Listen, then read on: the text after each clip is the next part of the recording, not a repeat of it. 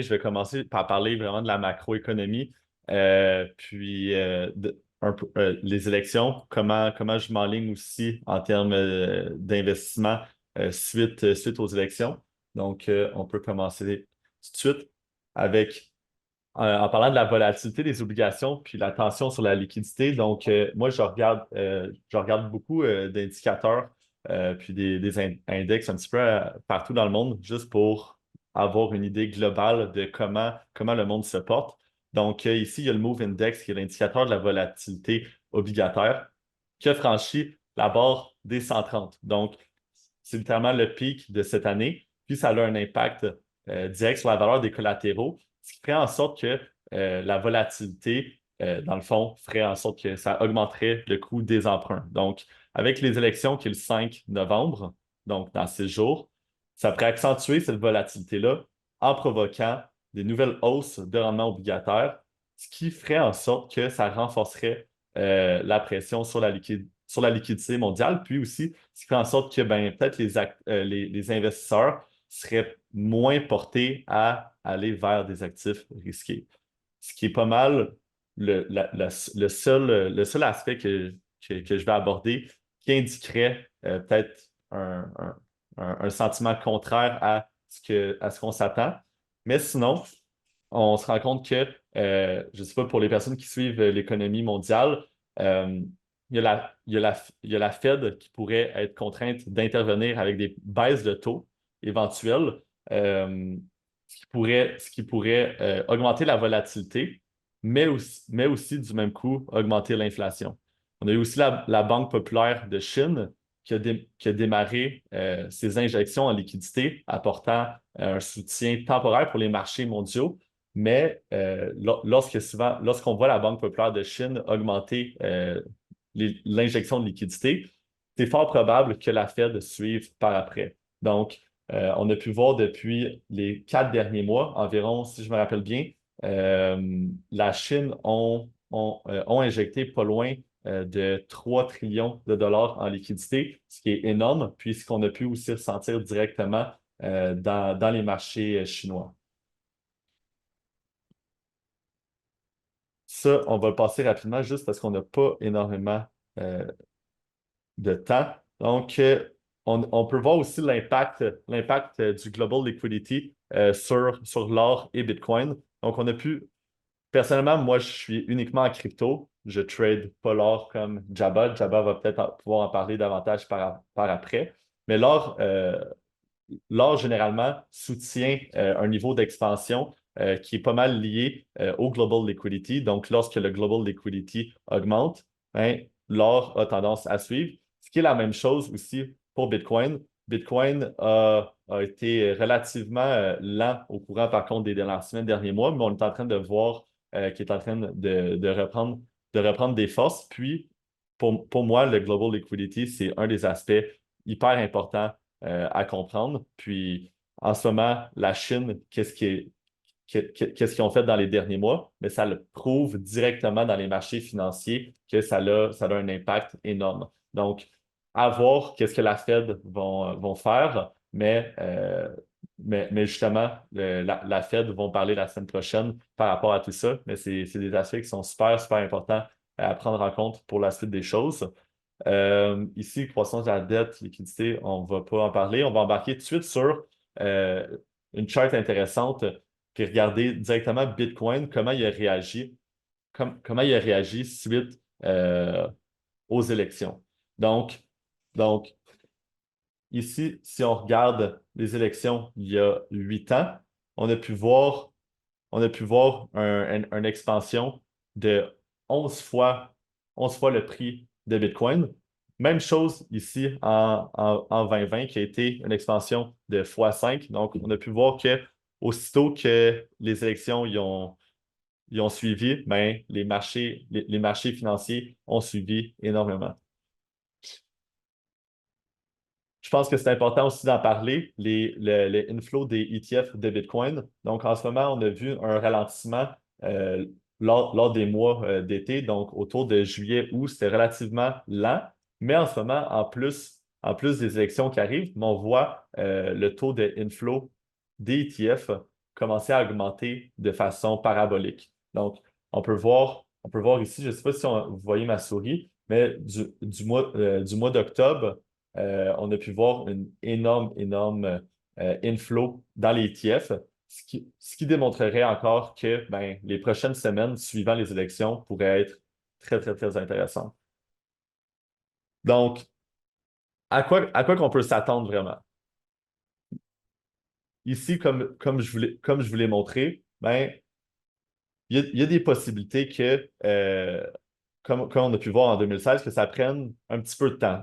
Personnellement, je pense qu'on a beaucoup trop d'aspects dans le marché qui feraient en sorte que ça soit lent avant qu'on atteigne un nouveau all-time high. Même, je pense que Jabba va pouvoir partager sa vision des choses face au moment qu'on va atteindre un nouveau all-time high. Mais, euh, mais je ne serais pas surpris que rapidement, après les élections, on puisse voir cette zone d'expansion-là. Puis cette zone d'expansion-là a été représentée justement graphiquement assez rapide suite aux élections.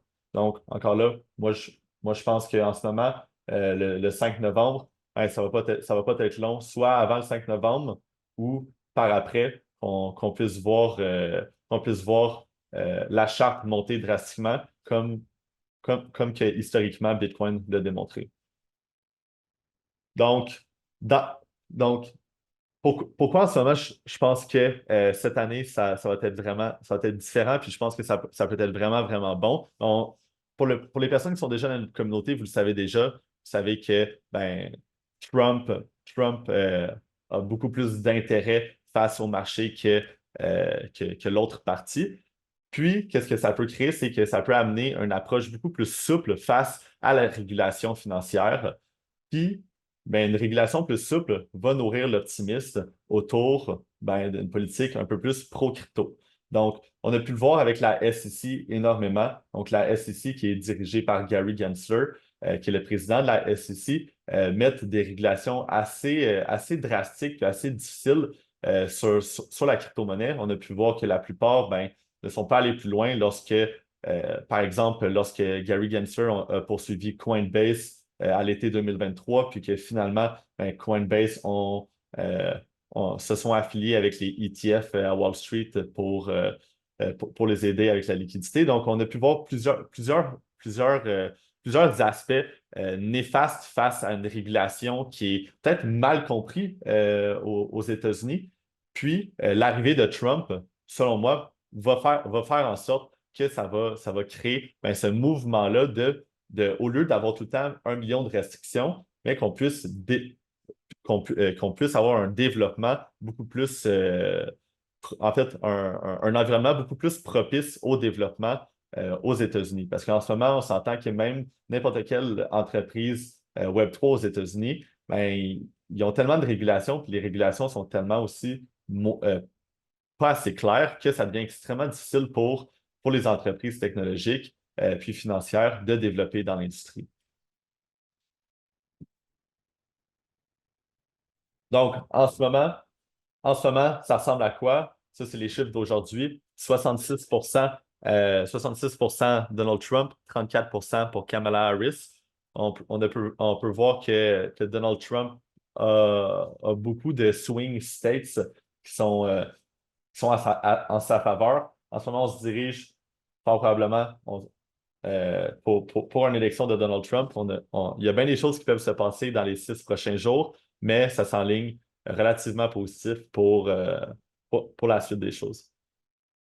Il y a aussi un acteur qu'on a pu voir qui a joué un rôle crucial face aux élections en ce moment, ce qui est Elon Musk. Donc, on a pu voir que depuis j'aurais peut-être dû travailler sur l'élaboration d'un graphique qui suit cette courbe-là. On a pu voir que depuis que Elon Musk a mis une importance face aux élections, puis commence à en parler beaucoup plus ouvertement sur sa plateforme X, on a pu voir aussi l'engouement face à l'arrivée de Donald Trump, puis on a pu voir les chiffres grandissants aussi suivre Donald Trump. Donc, si Trump est élu, ben, Elon Musk va pouvoir jouer un rôle majeur dans la montée des cryptos. On a pu voir encore là aussi les régulateurs qui sont extrêmement, extrêmement sévères face à Elon Musk. Je ne connais pas exactement les détails, donc j'aime pas ça parler plus quand j'ai pas les détails exacts,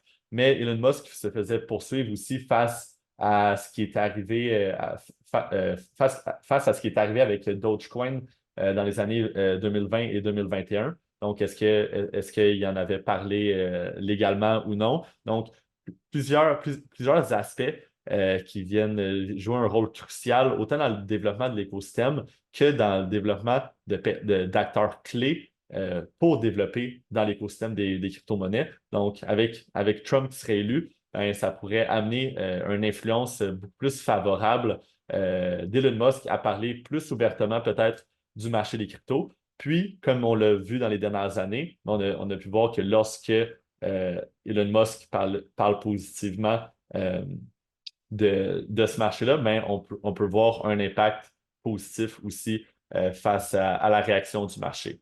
Donc, cette combinaison-là vraiment de gouvernement puis d'influence médiatique de Trump, selon moi, pourrait amener une énorme stimulation à la hausse en lien avec les cryptos. Donc, là, c'est là que j'embarque vers, personnellement, moi, Olivier Saint-Pierre, ça fait environ quoi, 6 ans que je suis connecté au marché des cryptos littéralement à chaque jour. J'en ai vu des moments qui étaient longs, pénibles. J'en ai vu des moments qui étaient dans l'euphorie intense. Puis aujourd'hui, ce que je pense qu'on est dans le moment du marché, je pense qu'on est dans un moment que ça ne sert à rien de trouver, je pense, des new gems, des petites pépites à vouloir absolument, absolument profiter en pensant que ça fait un fois 100. En ce moment, qu'est-ce qu'on a? C'est qu'on a eu un début de cycle haussier. De mi-octobre 2023 à mars 2024, on a eu ce que j'appelle la première phase du cycle, ce qui nous donne des informations directes vers OK, le cycle haussier actuel, comment il risque de se diriger, vers où que le marché va se diriger. Donc, avec la chute qu'on a eue après de mars à début septembre, c'est à ce moment-là que c'était le plus important de faire les recherches, de revenir sur le tableau blanc, puis de laisser aller les cryptos que peut-être qu'ils vont pas continuer, peut-être qu'ils vont pas continuer à bien performer lors du reste du cycle aussi, puis de se concentrer davantage sur les crypto-monnaies qui risquent d'avoir une meilleure performance euh, lors des 6 à 12 prochains mois. Donc, on entend beaucoup de personnes qui praisent bon, il faut diversifier, il faut diversifier, il faut diversifier, mais je pense qu'en ce moment, au moment qu'on est dans le marché, à quelques heures, peut-être quelques jours, peut-être quelques semaines d'un nouveau all-time high, ben, tout le monde devrait déjà avoir ce que j'appelle des conviction plays. Donc, des actifs que vous avez une conviction sûre, puis que au lieu de juste essayer de trouver le nouveau fois 100, mais que vous pouvez juste utiliser votre capital pour rajouter dans ces actifs-là qui ont un petit peu un plus grand conviction play. Puis, aujourd'hui, je voulais vous parler de deux de ces actifs-là, que peut-être que vous m'avez entendu en parler avant, mais on va y aller tout de suite. Donc, qu'est-ce qu'on peut regarder? On parle souvent de narratif. Donc, en ce moment, selon moi, pour la suite du bull market, vers où qu'on va se diriger, ça va être vers deux narratifs en particulier. Donc, les deux narratifs qui vont prendre le plus de poids dans le marché, puis qui ont démontré aussi, donc avec des données réelles, qui sont déjà en train de prendre le plus gros poids, c'est les actifs de AI et les meme coins. Pour aujourd'hui, on va laisser de côté les meme coins. C'est pas nécessairement ma spécialisation, puis c'est un petit peu plus le Far West, quasiment du gambling par moment. Donc, on va se concentrer sur le AI. Donc, le AI, on a pu voir que c'est littéralement de tous les narratifs populaires, c'est le narratif qui a eu la plus grande expansion au courant de la dernière année, puis qui continue encore à ce jour à être dans les plus populaires. Donc, pour moi, c'est sans aucun doute le AI qui va être le plus important pour les 6 à 12 prochains mois. Donc, Je sais que beaucoup de personnes me connaissent que j'ai parlé beaucoup de deep in, j'ai parlé beaucoup de real world assets. Puis je suis pas en train de dire que ces narratifs-là vont être moins populaires. Je suis simplement en train de dire que fort probablement que comme le gaming était en 2020-2021, ben, je pense que le AI va l'être pour l'année 2025. Donc, donc, qu'est-ce qu'on a pu voir depuis 2023? Donc, une ascension énorme, énorme de l'intelligence artificielle, donc, qui a commencé littéralement depuis l'arrivée de ChatGPT. Donc, encore là, c'est normal qu'on ait un retracement, comme littéralement l'intérêt du AI a eu un retracement, comme la plupart des cryptos ont eu un retracement à partir autour de mars. Mais selon moi, on va aller chercher beaucoup, beaucoup plus haut qu'on a vu lors de mars 2024. Ce qui m'amène à parler de comment se positionner dans ce narratif-là. S'il y a une crypto-monnaie que, personnellement, moi, je suis le plus investi, ça s'appelle BitTensor. Donc, BitTensor offre une décentralisation de l'intelligence artificielle qui favorise l'innovation ouverte. Donc, pour faire rapide, le problème actuel avec l'intelligence artificielle, c'est qu'elle est dominée par des acteurs qui sont centralisés puis qui limitent l'accès et l'innovation collaborative. Puis, qu'est-ce que BitTensor amène comme solution? C'est qu'ils viennent décentraliser l'intelligence artificielle en récompensant les contributions sur la blockchain pour favoriser le développement ouvert et transparent des différents modèles d'intelligence artificielle. Donc, ça permet d'avoir un travail, littéralement, que toutes les personnes qui développent dans l'écosystème de BitTensor puissent avoir un partage d'informations, puis avoir un développement du système beaucoup plus rapide que, littéralement, toutes les intelligences artificielles qu'on connaît. Admettons, ChatGPT. ChatGPT, on s'entend on peut juste avoir accès à un certain nombre d'informations que l'entreprise en arrière décide que nous, les consommateurs, on peut avoir accès. Mais la réalité, c'est qu'une intelligence artificielle, c'est une intelligence qui est infinie.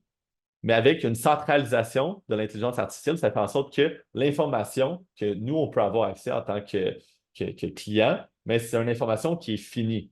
Donc, donc encore là, c'est une autre solution que BitTensor permet d'offrir, donc de pas avoir de contrôle d'information face, euh, dans le fond, à cette intelligence artificielle. Ah, niveau tokenomics, je ne vais pas élaborer énormément niveau tokenomics, mais les tokenomics, pour faire rapide, c'est les mêmes tokenomics que Bitcoin. Donc, 21 millions de supply. Il y a des halvings à chaque 4 ans. Le premier halving va être en 2025, donc l'année prochaine.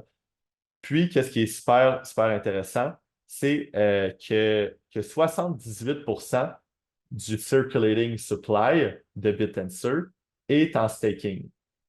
Là encore là, peut-être qu'il y a des personnes qui vont mentionner comme quoi, ben, OK, mais le staking, il est pas bloqué, on peut le retirer à n'importe quel moment. Donc, la, la manière d'interpréter cette donnée-là n'est pas la même, ce qui est en partie vrai, mais la réalité, c'est que est-ce que toutes les personnes qui sont dans le marché de la crypto-monnaie ont des connaissances assez élaborées pour pouvoir, pouvoir staker par eux-mêmes leur crypto? On s'entend que le marché de la crypto est encore extrêmement, extrêmement nouveau pour beaucoup, beaucoup, beaucoup de personnes. Puis il y a beaucoup de personnes qui sont investies en crypto, mais qui sont vraiment, qui sont pas autant capables de, admettons, staker leur BitTensor que n'importe qui. Donc, la manière que j'interprète cette donnée-là, c'est que ben, avoir pas loin de 80% des tokens qui sont stakés, malgré le fait qu'ils ne sont pas bloqués, ben, ça permet de comprendre que, OK,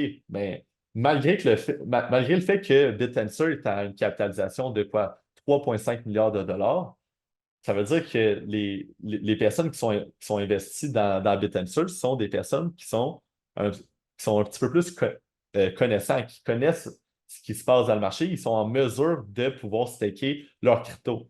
Donc, quand, donc Donc, encore là, ça me permet de comprendre que ben, BitTensor, il n'est pas encore connu de la masse. Puis qu'il ne soit pas encore connu de la masse, puis qu'il y ait une capitalisation qui est relativement élevée, on s'entend, ben, me permet à croire qu'il y a encore énormément, énormément de jus à aller chercher avec cet actif-là pour le reste du cycle aussi. Donc, là, je vais embarquer sur un autre aspect sur lequel que, personnellement, moi, je me positionne aussi fortement. Donc là, on laisse de côté l'intelligence artificielle. On embarque sur un autre sujet. Donc, côté intelligence artificielle, vous le savez, c'est BitTensor, mais il n'y a pas uniquement, il y a pas uniquement des coins qui touchent de proche, admettons, des narratifs populaires dans lesquels je me positionne. Puis là, vous allez le comprendre. Euh, je veux juste qu'on analyse un petit peu de plus près. C'est quoi la différence entre l'écosystème de Base puis l'écosystème de Solana? Parce qu'on s'entend que l'écosystème de Solana est pas mal le plus populaire qu'on connaît à ce jour, qui a pris énormément, énormément de force en 2020-2021, puis qui continue encore à ce jour à prendre énormément de force.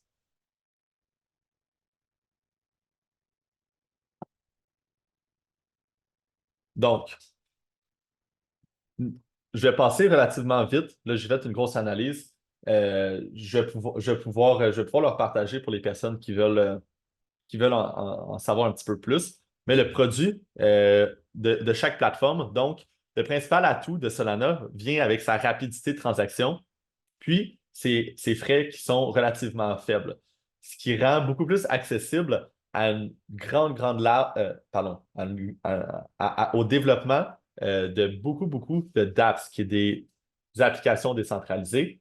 Puis c'est pour ça qu'on a pu voir aussi dans les dernières années le développement aussi de Solana pouvoir s'élargir beaucoup plus. Donc, Solana a été, veut pas, un Ethereum killer. Puis comment il a kill Ethereum? Ça l'a été par la compétition face au coût des frais. Donc, pour les personnes qui tradaient les NFT, admettons, en 2021, vous vous rappelez que ben, des fois, acheter des NFT ou même en vendre, ou même juste faire des transactions sur Ethereum, ça peut coûter extrêmement, extrêmement, extrêmement cher.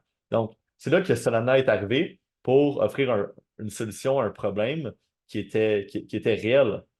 Fait que mais par contre, Base, qu'est-ce que lui offre? C'est une solution Layer 2 construite sur Ethereum. Puis, qu'est-ce que ça fait? C'est que c'est centré sur une expérience d'utilisateur beaucoup plus fluide, qui est intégrée à l'écosystème de Coinbase. Donc, pour moi, comment Solana, je le vois, Solana est pour les personnes qui sont vraiment beaucoup plus euh, à l'intérieur du marché, qui sont un peu plus dans les tranchées, si je peux dire ça comme ça, qui veulent développer dans l'écosystème, tandis que Base, mais ça devient une solution beaucoup plus intéressante pour des personnes qui ont peut-être un petit peu plus de difficulté à se développer dans le DeFi. Puis, on va le voir un peu plus loin, mais selon moi, Base va être un pilier pour l'arrivée du DeFi institutionnel. Donc, encore là, qui sont les utilisateurs? Solana attire beaucoup de développeurs qui cherchent des solutions rapides puis scalable. Puis, en termes de product market fit, ben, les secteurs, c'est beaucoup les meme coins puis les NFT. Puis, on a pu le voir énormément, énormément encore dans les dernières années. Tandis que les utilisateurs de Base vont être davantage des personnes qui sont familiers avec Coinbase, qui hésitent à entrer dans le DeFi par eux-mêmes. Parce qu'on s'entend que moi, j'en ai parlé à beaucoup, beaucoup de personnes qui ont voulu se développer par eux-mêmes dans le marché de la crypto, même essayer du DeFi, puis qui ont fini par se faire scam, par se faire voler des milliers, voire même des centaines de milliers de dollars. Donc, c'est un problème qui est réel, un problème de difficulté à rentrer facilement ben, dans la compréhension de systèmes décentralisés. Puis, on s'entend que la première utilité qui est arrivée après Bitcoin, admettons, a été le secteur du DeFi, qui a été le secteur le plus polarisant en 2017. Donc, donc, euh, donc, l'approche de Solana amène une approche beaucoup plus à base populaire. Donc, on s'entend que des personnes qui viennent de commencer dans le marché, on s'entend ça va pas être nécessairement eux qui vont commencer directement à vouloir utiliser les systèmes de Solana pour se développer dans le marché, tandis que Base, le système Base, ben, offre un processus d'onboarding qui est beaucoup plus facile puis sécuritaire, ce qui va permettre à beaucoup, beaucoup plus d'utilisateurs de pouvoir rentrer dans le monde du DeFi facilement, sans avoir ce risque-là de, de se faire avoir comme la majorité ben, peuvent se faire avoir de base normale. Puis, on s'entend que la base d'utilisateurs de Coinbase dépasse les 100 millions de personnes, ce qui pourrait devenir un marché immédiat pour l'écosystème de Base. Donc, on va passer ça. Euh, donc, euh, donc, comme que je dis, Solana est venu offrir une solution rapide, puis moins coûteuse, contrairement à Ethereum. Mais Base, lui, qu'est-ce qu'il amène comme compétition? Parce qu'on s'entend que des, des, des, des systèmes qui sont développés dans le marché de la crypto, des personnes qui veulent faire compétition avec Solana en ce moment, la réelle façon de faire compétition avec Solana, il y a beaucoup de personnes de développeurs que, selon moi, le voient de la mauvaise façon. Tu sais. Selon moi, même si tu es moins coûteux, t'es moins coûteux puis plus rapide que Solana, selon moi, ça devient impossible à compétitionner comme Solana parce que Solana a été le premier à vraiment offrir ça. Fait que même si, même si tu es, plus rapide puis moins coûteux, ben Solana a été le first mover. Puis la force d'un first mover, ben, fait en sorte que ben, le monde vont, même s'ils peuvent sauver des petites scènes ou des millisecondes en termes de rapidité, ben, on s'entend que le monde ne vont pas changer. Fait que Solana va toujours rester Solana en termes de c'est quoi leur offre de service, c'est quoi que leur système offre. Mais la réalité, c'est que Base, je ne dis pas qu'ils vont compétitionner avec Solana selon justement la rapidité de transaction, puis leurs frais qui sont peu coûteux, mais plus avec la confiance et la conformité qui va rendre ça beaucoup plus attrayant pour les utilisateurs qui privilégient la sécurité puis le respect des réglementations. Puis, c'est exactement comme ça qu'on voit en ce moment l'écosystème Base, avec Coinbase aussi, se développer.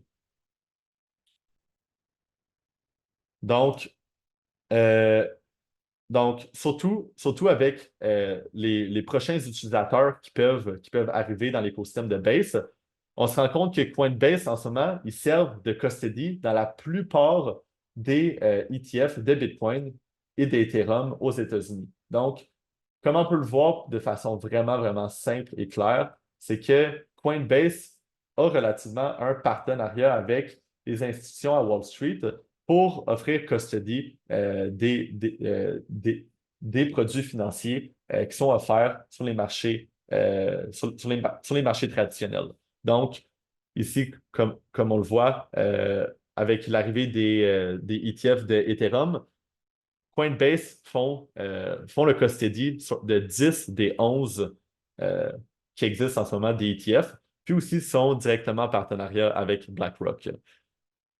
Ce qui, pour- ce qui pourrait justement amener des millions et des millions d'utilisateurs à utiliser, puis à pouvoir développer dans Base. Puis, pourquoi je parle de Base? C'est pour vous parler d'aérodrome, parce que c'est impossible d'investir dans Base. En fait, tu peux investir dans Coinbase, qui est à la bourse, mais pour moi, la crypto qui va permettre à ce que tout ça fonctionne, puis que Coinbase fonctionne, puis que les institutions aussi puissent développer un autre niveau côté finances décentralisées, mais ça va être grâce à Aérodrome. Donc là, je vais vous épargner toute cette analyse-là. Pour les personnes qui la veulent, vous pouvez m'écrire en privé, puis je vais pouvoir au pire euh, vous l'envoyer. Mais en ce moment, euh, à quoi en fait sert, je vais juste arrêter le partage d'écran rapide. Donc, ici. Donc, à quoi sert rapidement Aero? mais Aero va permettre d'offrir la liquidité, va permettre d'offrir la liquidité à Coinbase pour pouvoir développer toute l'activité en arrière de Base. Puis là, je veux vous montrer des données qui sont vraiment, vraiment intéressantes du développement de Base. Donc, en ce moment, on peut voir une croissance vraiment impressionnante et significative euh, de Aérodrome depuis le début de l'année. Donc, Aérodrome est arrivé aux alentours de fin 2023, début 2024. Puis, on peut voir le développement à comparer à Uniswap. Puis on s'entend que Uniswap, encore là, est un des plus gros DeFi qui existent dans le marché. Puis on peut voir en ce moment le développement à quel point il est rapide. Puis pour moi, ça montre directement l'intérêt face, premièrement, à ce que Aerodrome crée dans le secteur de Base. Puis à quel point le développement d'Aerodrome est nécessaire pour le développement aussi de Base. Donc, en termes de TVL, donc de Token Value Lock, pardon, on a pu voir encore là une augmentation qui est énorme, énorme. Puis, encore là, on ne l'a pas énormément ressenti en termes de prix. Donc, pour moi, c'est toutes des indications que ben, ça va pas être long avant que le prix rattrape, puis qu'on ait une montée drastique côté aérodrome. Donc, même si on regarde en termes de volume, le volume d'aérodrome est en constante croissance. Puis, on peut le voir directement ici avec l'image de gauche. Puis, je ne l'ai pas pris en note, mais pour les personnes qui sont intéressées, vous pouvez aller sur CoinGecko. Puis, sur CoinGecko, vous pouvez directement cliquer sur les différentes chains. Puis, si vous regardez les différentes chains dans le marché, vous allez voir que Base est numéro. En fait, je vais juste vous le montrer directement. Regardez ça. On va le voir ici. On va le faire directement. Boom. OK. Donc, si on regarde ici, on peut voir euh, que Base est en énorme, énorme développement, sachant que c'est une nouvelle chaîne qui soit déjà probablement dans le top 5 sans dire gros. Puis, on peut voir que en termes de dominance, puis aussi en termes de volume, regardez juste le volume. Ça, c'est les 24 dernières heures. 1,3 milliard de volume. Donc, littéralement, plus que 2 fois plus le volume de BNB Smart Chain, beaucoup plus que Tron, quasiment autant que Ethereum. Puis regardez le nombre de coins. 5300 pour Ethereum. On regarde, on regarde BNB, 3155. Puis Base, il y en a 819. Donc, pour moi, c'est une preuve directe que l'écosystème de Base est en croissance, mais croissance extrêmement, extrêmement rapide.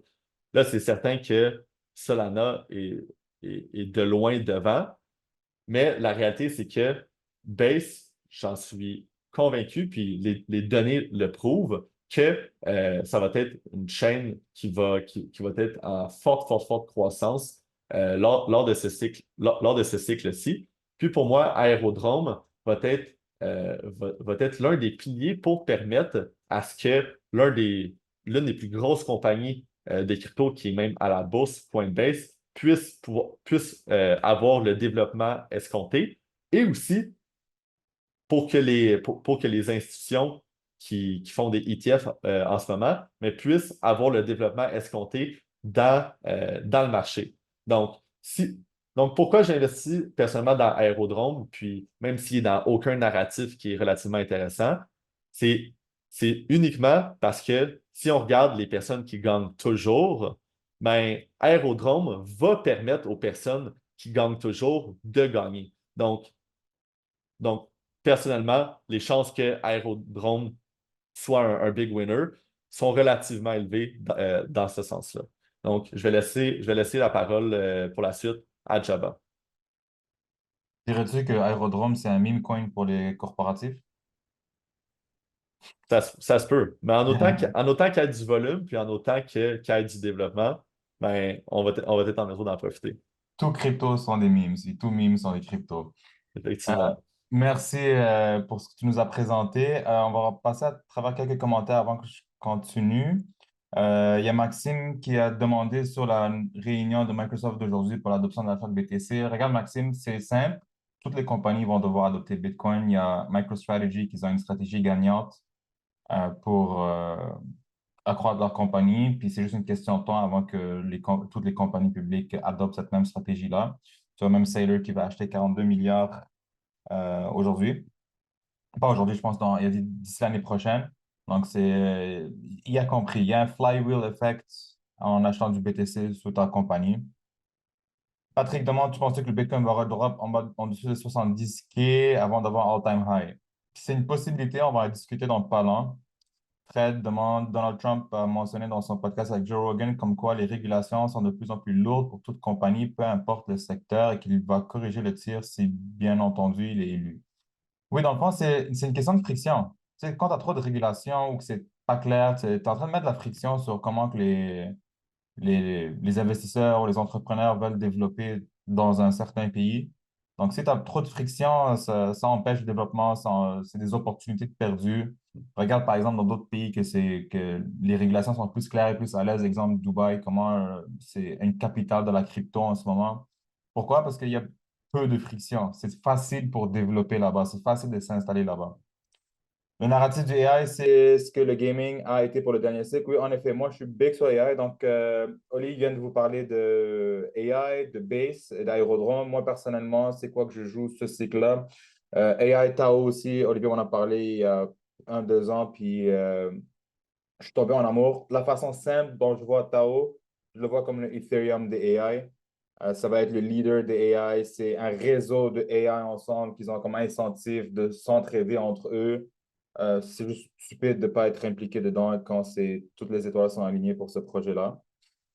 Chef by Keck. Shout out à Keck. Keck, c'est un projet, c'est un meme coin qui a été pris en contrôle par ce qu'on appelle un CTO, Community Takeover, par un membre de ma communauté publique. Donc, à base de Montréal, c'est qu'il y a du monde ici qui veulent être impliqués dans les meme coins et vous voulez supporter quelqu'un qui est en train d'essayer de faire de quoi à partir de chez nous. Donc, Keck, j'en ai du Keck, puis je supporte la famille. Trump qui dit qu'il va faire des US la capitale du Bitcoin crypto, c'est lui. Quelle est ton opinion sur cela, Deborah? C'est une bonne chose pour Bitcoin, mais un peu comme Oli a parlé de l'effet Elon Musk sur Doge, Trump va avoir le même effet sur Bitcoin. Donc, tu sais, s'il dit que, ah ouais, on va faire ci, ça va faire ça pour Bitcoin, on va faire ci, c'est bon pour Bitcoin. Mais à la fin de la journée, une fois que ça va être fait, c'est là que le hype va mourir parce qu'il n'y a plus rien, il n'y a plus d'anticipation pour quelque chose de nouveau. Donc, c'est une bonne chose. Tu sais, laisse-le parler, on va le laisser parler, c'est bon pour tout le monde. Ça va juste faire en sorte que le prix va continuer de monter. Donc, est-ce que les États-Unis vont devenir la capitale du Bitcoin et de la crypto? I don't know. Puis, ça ne change vraiment rien à ma vie. Nous, on est là pour jouer ce que les marchés nous demandent. Donc, on va aller regarder un peu les charts, voir un peu la situation, puis comment que les élections pourraient impacter ça.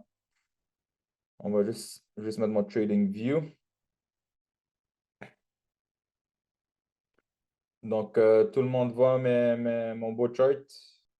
All right. So, on va passer à travers quelques graphiques aujourd'hui, quelques charts que j'ai sur la watchlist qui pourraient vous intéresser. Je regarde de côté parce que mon écran avec les charts est sur le côté.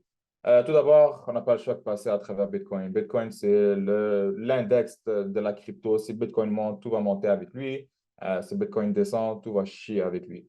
Donc, qu'est-ce qui se passe en ce moment? On est à quelques centaines de toucher un all-time high. Si on regarde d'un point de vue sur la chandelle du monthly, on est à une journée et moins de 2 heures de la fermeture. Donc, on pourrait voir la plus haute chandelle de fermeture sur le monthly de l'histoire de Bitcoin. À mon avis, si on a ça, ce qui à date de maintenant, c'est très probable qu'on le voit. Ça va être extrêmement bullish. Donc, on a vu, Olivier nous a montré les cycles passés, comment les élections se sont souvent retrouvées juste avant l'explosion massive d'un point de vue du prix. à mon avis, on va le voir. Les prochains mois devraient être fous. Novembre, décembre, c'est là qu'on va voir une explosion vers les 100 000 pour Bitcoin. Ça, c'est juste BTC. Maintenant, si on va regarder à plus court terme, quand je dis court terme, je ne te parle pas du 1 minute, 2 minutes, je te parle plus sur les quelques heures, quelques jours. Donc, on vient de sortir d'une grosse consolidation de 6 mois. Certaines personnes peuvent appeler ça un flag. Moi, personnellement, je ne suis pas trop les patterns. Je regarde plus qu'est-ce que le prix est en train de faire. Le prix est en train de chercher de la liquidité par en haut. Est-ce qu'il pourrait y avoir une réaction lorsqu'on fait un all-time high? Oui, définitivement. Car il faut penser que ça fait 6 mois qu'il y a des personnes qui essaient de short le marché. Si tu essaies de short le marché, tu as tes stop loss juste en haut. Donc, c'est la liquidité pour short. Donc, il y a une opportunité de short qui va venir. Ce n'est pas l'opportunité qui m'intéresse moi personnellement.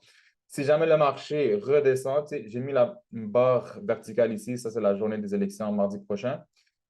Il y a une possibilité que le marché redescende, puis redescende de façon quand même agressive en quelques heures. C'est volatilité des élections.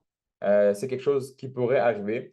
Si on voit le prix redescendre alentour des 64, 63, 64 000, ça pourrait être une opportunité d'achat. On a un petit trou de liquidité à remplir ici. Pareil pour 61 500. Le truc, c'est que si on redescend dans ces zones-là, donc scénario 1, si on redescend dans ces zones-là, faut s'assurer de voir le marché remonter par-dessus ce qui est 66 500. Si on le voit remonter par-dessus 66 500, guys, les prochaines semaines, vous défoncez les longs. Ça serait, on a dans le fond un genre de retest quand même agressif d'un point de vue technique. Donc, rendu là, c'est là que tout petit dip que vous avez, vous l'achetez car le marché va quand même aller fou. Maintenant, what if on descend puis on n'arrive pas à remonter par-dessus? Ben là, on retourne dans un range qui pourrait durer plus longtemps. Combien de temps? I don't know, il faudrait évaluer ça en temps et lieu. Dans tous les cas, personnellement, avec comment toute la situation économique est en train de s'enligner, ça m'étonnerait que Bitcoin retourne dans le range. C'est juste qu'à court terme, dans les prochains jours, si on prend le all-time high, toutes les stops qui étaient par-dessus ces highs-là vont être prises. Donc, c'est comme du fuel pour les shorts avant de trigger un short. Whoever qui a pris toutes les shorts ici vont se faire de l'argent sur ce dump block. Quelques pourcents, pour eux, c'est quelques millions, plusieurs millions plutôt. Puis après ça, on peut voir une réaction par-dessus ça. Il faut vraiment rester par-dessus 66 000. Mais aussi, pourquoi je suis très convaincu qu'on va continuer à monter, car juste à regarder le monthly, si j'enlève tout, tu as un monthly candle qui est sur le point de faire un higher high, higher close. C'est un momentum extrêmement bullish sur un time frame relativement grand. Donc, les odds que le prochain monthly candle finisse bearish puis retombe sont très basses. Rien n'est possible, mais c'est très peu probable que ça redescende autant. Donc, c'est pour ça que je serais plus favorable de continuer les longues et de chercher des opportunités de longue. À plus court terme, qu'est-ce qui va se passer exactement le jour des élections? Je ne pourrais pas vous le dire tout de suite. Il faut que j'attende le développement de début de semaine prochaine. Mais en gros, le contexte nous dit que si Bitcoin redescend dans ces régions-ci, ce serait des opportunités d'entrée agressives pour des longues. Si on reclose par-dessus le 66 500, là, c'est là qu'on a la confirmation pour une entrée médium conservative. Et après ça, si on fait un autre high, ben là, toutes les petits dips vont être considérés des entrées quand même assez conservatives pour des targets plus hauts. Jusqu'à où qu'on va monter, j'ai aucune idée. À court terme, j'ai aucune idée jusqu'à où qu'on va monter. 100 000 Bitcoin dans les prochains 12 mois, c'est presque promis. Mais pour ça, ça va tout dépendre du développement du prix en temps et lieu. Une chose que vous pouvez vous dire, c'est que Bitcoin est à 72 400 en ce moment. Aucun média est en train d'en parler, aucun news outlet est en train d'en parler. Le monde général ne sont même pas en train d'en parler, tandis qu'il y a 6 mois, c'était l'euphorie pour le même prix qu'aujourd'hui. Ce qui veut dire qu'on est encore tôt et que c'est juste une question de temps avant que les médias commencent à pick up sur ce qui est en train d'arriver. Puis c'est là qu'on va éventuellement penser à quitter les langues. Concernant les altcoins, donc on a le Total 3, ça c'est un graphique que j'en parle depuis des mois et des mois. Donc, on a un cycle qui est en train de se répéter. Donc, ça, c'est le cycle de 2019 à 2021, avant la montée de 2021 des NFTs. Donc, on a une base qui a été créée. Ensuite de ça, on a le breakout de la base. On a la première expansion avant de prendre le lower high qui avait été créé dans le dernier bear market. Donc, en ce moment, on est exactement ici.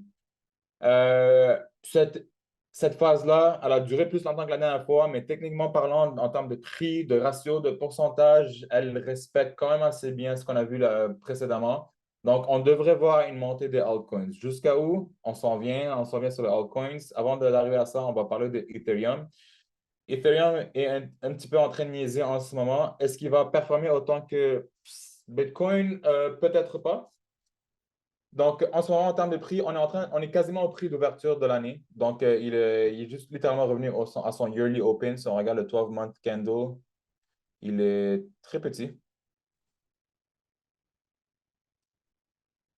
Donc, il va suivre le momentum bullish du reste du marché, mais à quel moment? Donc, si pour quelqu'un qui cherche à trade Ethereum, j'attendrai tout d'abord qu'on brise ce counter trend line. Ici, on a un bon point de support qu'on devrait remonter par-dessus. Donc, un scénario que j'envisagerais peut-être à l'entour des élections, c'est que si on est capable de briser ce niveau-ci, confirmer ce niveau-ci, peut-être faire un petit retest avant de remonter plus haut. Gardez en tête qu'un retest n'est pas obligatoire d'arriver. Mais si on l'a, c'est un dip il faut prendre avantage, il faut s'exciter sur ce genre de dip. Ce n'est pas des dips qu'il faut en avoir peur. Euh, donc, le prochain marché qu'on va aller regarder, Solana. Solana a un comportement quand même assez spécial que j'ai remarqué depuis quelques temps. Après chaque dump, il fait trois tentatives de tester les lows. Donc, par exemple, ici, en 2021, il a fait un dump, deux dumps, trois dumps avant de remonter. Pareil ici, un dump, deux dumps, trois dumps. Donc, il fait trois tentatives avant de monter, trois push avant de faire le prochain move. Pareil ici, un petit deux. Parfois, tu sais, ils ne sont pas toujours aussi clairs à voir. Mais là, ce qui s'est passé dans les 6 derniers mois, on le voit clairement. On a eu le premier dump en début d'avril. On a eu une autre tentative ici. Quasiment, on a eu trois tentatives à l'entour du même niveau. Ensuite, on a eu la liquidation du yen carry trade qui s'est passé en début août. Donc, à mon avis, ça, c'était le dernier push. On ne va pas voir un Solana en bas de 115 dollars anytime soon. Donc, ça, c'est un chart qui attend juste d'exploser plus haut. Euh, Très bullish sur Solana. Donc, encore une fois, les dips sont à être achetés. La confirmation va venir une fois qu'on brise ça. Donc, tout est en train de s'aligner. Ethereum, Solana, même Bitcoin. Concernant Tao, Tao, c'est un monstre. C'est un des plus beaux charts dans ce cycle-là pour les nouveaux altcoins. Donc, après avoir quasiment retracé 50% de toute sa valeur en quelques mois, il a pu créer un high quand même assez fort. Il a laissé beaucoup de trous de liquidité ici. Donc, ça ne m'étonnerait pas si on le revoit dans les 400 à court terme, a.k.a. dans les prochains une semaine, 2 semaines, 3 semaines. Donc, le revoir dans les 400, mais dans tous les cas, d'un point de vue cyclique, donc on vient de faire, donc c'était sa première phase, on est dans la deuxième phase, et c'est une question de temps, à moins que lorsqu'il finit de consolider, qu'il s'en va vers sa troisième phase. Donc, beaucoup de marchés ont trois gros push. Donc, un Tao dans les 4 chiffres, à mon avis, c'est ce que je suis en train de mettre dessus. Donc, ça s'en vient dans un cinéma près de chez vous. Aéro, donc Aéro, ce n'est pas un projet que je suis personnellement impliqué dedans, mais puisque Oli l'a mentionné, il fallait que j'en parle. C'est un chart qui est quand même un peu similaire à Tao dans le sens que, OK, on a eu une première expansion, on est revenu, on a créé une autre consolidation, une autre base dans le half cycle shelf life. Tout, ici, on a quelques petits trous de liquidité que le marché pourrait venir chercher, mais d'un point de vue structurel, on a fait un higher high, on a fait un higher low. Donc, tous les prix entre ce high et ce low-là sont des prix d'opportunité de dip avant de remonter plus haut. Je ne peux pas vous donner de target pour Aérodrome, je ne m'y connais pas assez là-dedans. Mais c'est un chart qui est quand même assez intéressant. Donc ici, on le voit dip alentour des 80-90 sous. Ça pourrait nous offrir des bonnes opportunités d'achat avec une invalidation juste en bas ici. Donc ça, c'est pour Aérodrome. Une affaire qui est en train de faire chier beaucoup de monde, c'est la dominance de Bitcoin. Donc, la dominance de Bitcoin, ce n'est pas quelque chose qu'il faut essayer de se battre contre. Keep it simple, guys. Une fois que la dominance de Bitcoin va lâcher, on va le voir. Donc, ça, c'est l'exemple dans le dernier cycle de 2021. Une petite trendline bien simple. Une fois qu'on brise, là, en ce moment, la dominance, elle est en train de monter. On laisse continuer de monter. C'est une fois que ça va shift par-dessous cette trendline-là et qu'on a un changement de structure, que là, je vais dire, OK, perfect, là, ça va être altcoin season. Je ne m'attends pas à un altcoin season qui va être dramatique ou incroyable bientôt. Peut-être ça pourrait se produire plus fin d'année prochaine. Je sais pas, je spécule en ce moment. Mais dans le fond, il faudrait attendre un peu comme en 2021. Une fois que la trendline lâche et qu'on voit un petit vitesse, c'est là qu'on va avoir un beau altcoin season. Puis gardez en tête que 80% du mouvement se passe en 20% du temps. So, ici, on a consolidé pendant à peu près 2-3 ans, puis le mouvement ici s'est produit en l'espace de 2-3 mois. Donc là, en ce moment, le bottom ici, c'était en août 2022, on est en octobre 2024, donc ça fait 2 ans aussi. Donc, altcoin season, ça ne va pas durer 2 ans, ça va durer 2-3 mois gros max aussi, donc c'est toujours pareil. La majorité de l'action va arriver tellement rapidement et c'est là qu'il y a du FOMO qui est créé, avec notre entourage, la famille, les amis qui tout d'un coup veulent rentrer dans la crypto. Si on voit la dominance des BTC en train de chuter et que tout ce monde-là veut rentrer, ben pour nous, présents dans ce webinaire-là, c'est ce moment-là qu'on va vouloir prendre profit. Un autre graphique qui est quand même assez intéressant, qui s'enligne avec la dominance de Bitcoin, c'est la dominance des altcoins. Donc, c'est un peu un graphique inverse, mais ça exclut les top 10. Donc, c'est pour les plus petits altcoins. Donc, une chose que les marchés aiment beaucoup faire, c'est des push de 3. Donc, le chiffre 3, le cycle de 3. Donc, 3 high, 3 low avant de reverse. D'un point de vue macro, on a fait un premier push en 2017, on a fait un autre push en 2020-2021. Donc, c'est juste une question de temps avant qu'on voit un autre bientôt. On est en train de respecter ce rising trend line. C'est sûr que c'est en train de baisser. Est-ce que ça peut dévier un peu vers là-bas? Oui, possible. Une fois qu'on remonte par-dessus. Donc, ça devrait être même une confirmation que on a vraiment squeeze la patience de tous les holders de altcoins avant de commencer un autre altcoin season. Donc, si on met tous ces graphiques-là un peu ensemble, à court terme, Bitcoin devrait continuer de steal le show. Toutes les yeux vont être sur Bitcoin vers le 100 000. Une fois qu'on s'approche vers le 100 000, c'est là que peut-être on va voir une genre de déviation concernant les altcoins. Puis après ça, on aura le altcoin season peut-être en début d'année prochaine. Je ne sais pas. Mais tu sais, d'ici là, ça ne veut pas dire qu'il y a certains projets qui ne vont pas monter. Il y aura des meme coins que tu pourras jouer à gauche et à droite euh, facilement. Surtout Solana. Solana, quand Ethereum, ça va le manger. Donc, Solana est très fort contre Ethereum. C'est pour ça que les meme coins sur Solana, à mon avis, vont être beaucoup plus forts que ceux sur Ethereum. C'est un graphique qui crée un all-time high en ce moment. Solana est beaucoup plus proche de son all-time high en termes de prix que Ethereum. Market cap-wise, Solana a fait un all-time high. Ethereum ne l'a pas fait. Donc, ouais, donc c'est juste beaucoup plus de puissance pour Solana que Ethereum en ce moment. Ouais, c'est pas mal ça. Pour la soirée d'élection, des petites affaires que je regarderai. Donc, mardi soir, vous allez être devant votre chart. C'est quoi que je veux regarder? Je vais définitivement être en train de regarder Bitcoin. Qu'est-ce que Bitcoin va en train de réagir?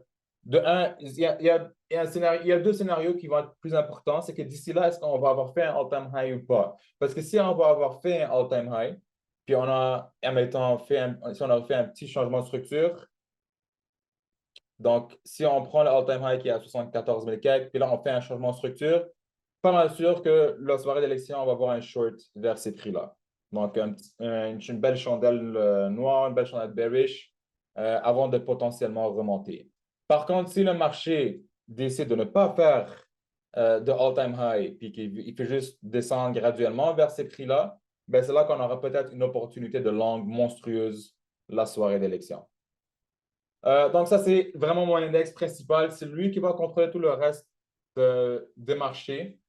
Ça, c'est Bitcoin en quelques minutes. Parfait. Fait qu'un gros merci à tout le monde. Puis on vous souhaite une excellente fin de soirée, puis un excellent 6 derniers jours avant les élections. Courage à tous. Préparez le popcorn, ça va être fou. Ouais. OK, bye. Ciao.